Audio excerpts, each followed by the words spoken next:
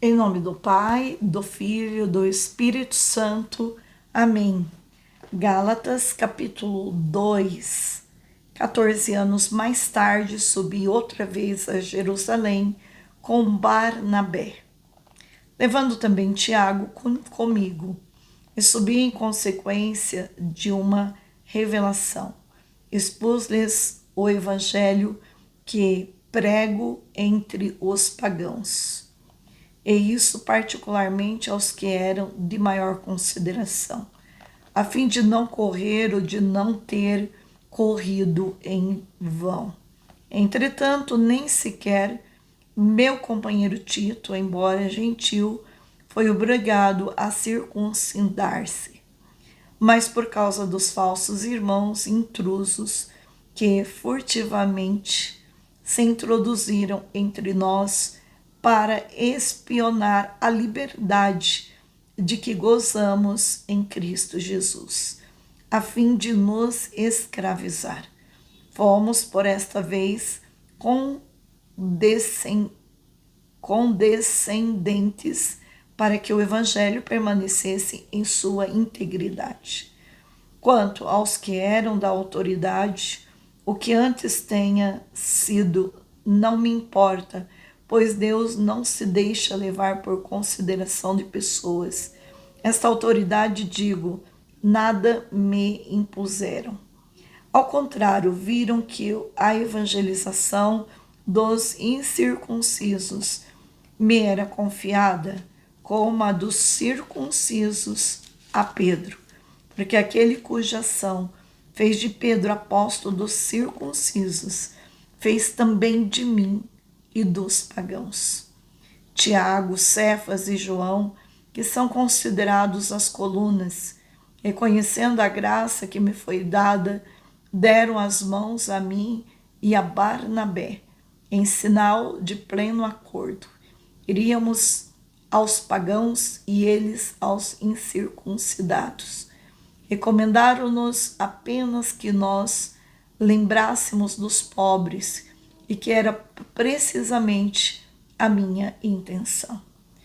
Quando, porém, Cefas veio a Antioquia, resisti-lhe francamente, porque era censurável, pois antes de chegarem alguns homens da parte de Tiago, ele comia com os pagãos convertidos.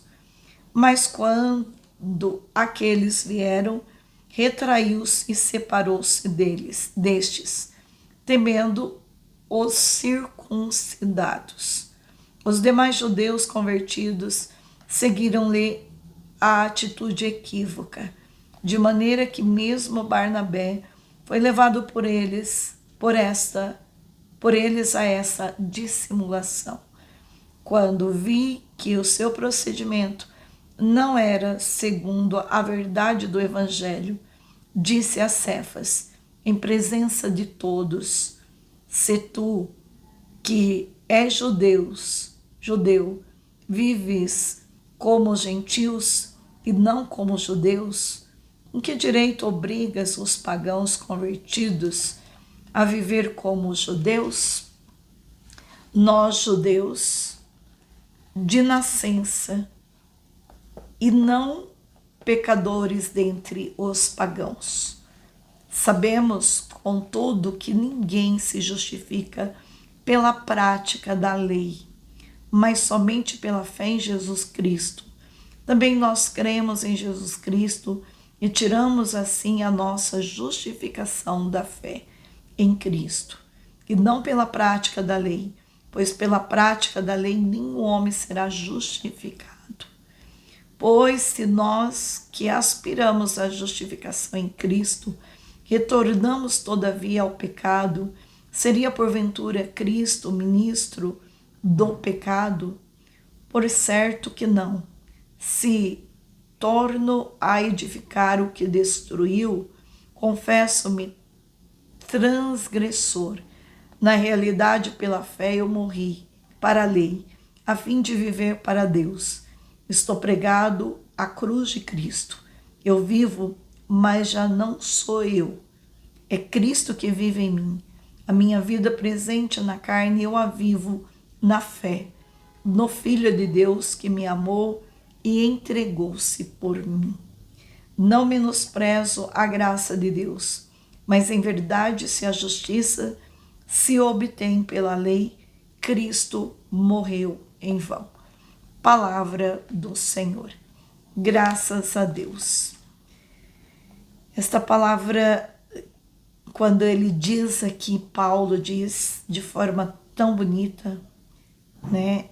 Eu vivo, mas já não sou eu mas já não sou eu. É Cristo que vive em mim.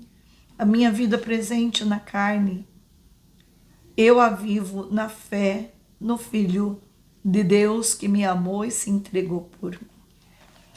A palavra de Deus, quando nós chegamos a esse ponto de dizer o que Paulo está falando aqui agora, eu vivo, mas já não sou eu que vivo, é Cristo que vive em mim. Eu creio que é isso que nós precisamos neste ano de 2023, mais do que nunca, comungar o corpo e o sangue de Cristo diariamente para aqueles que têm condições, para poder proclamar esta verdade. Eu vivo, mas já não é eu mais quem vivo, é Cristo que vive em mim. Quer dizer, a todo ser, toda forma de pensar, de agir, já não é um agir e um pensar de Paulo, mas já é um agir e um pensar de Deus.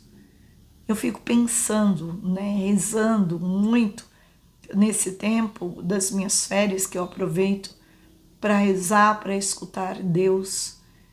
Eu fico pensando, a gente chegar nesse ponto de deixar com que o pensamento, a forma de viver, de vida, já não é mais nossa, mas de Cristo, é algo sobrenatural. A gente vai percebendo que esta forma de viver é a forma que Deus quer. Então, quanto mais eu vivo dentro desta dimensão, eu vou entendendo até mesmo a vida dos judeus, a vida de cada um que Deus criou neste mundo, né? E quando a gente olha para esses judeus que muitas vezes ainda não reconheceram que Jesus veio, mas Jesus é um judeu. E eu creio que a segunda vinda de Jesus vai resolver tudo, né? Os judeus que esperam pela vinda do Messias, para eles vai ser a primeira vinda e nós vai ser a segunda vinda. Veja, a palavra de Deus, na realidade, pela fé eu morri para a lei, a fim de viver para Deus. Estou pregado à cruz de Cristo. Estou pregado à cruz de Cristo. Ele mostra que essa prática da lei de Moisés não nos torna justos, né? Ele fala, nós judeus de nascença e não pecadores dentre os pagãos, sabemos contudo que ninguém se justifica pela prática da lei, mas somente pela fé em Jesus Cristo. Nós precisamos crer nisso, que o que vai salvar a gente realmente é um caminho de fé, é um caminho de santidade, é um caminho de amor.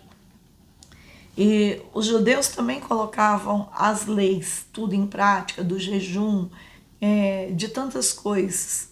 Mas, entretanto, esta prática, sem levar uma conversão, ela também não muda as coisas. Por isso, nós precisamos aqui entender que a nossa vivência de fé, a prática da fé é exigente para nós. Fé é o fundamento daquilo que não se vê. Muitas vezes não vamos ver para crer, mas nós precisamos crer para enxergar com os olhos do Espírito Santo.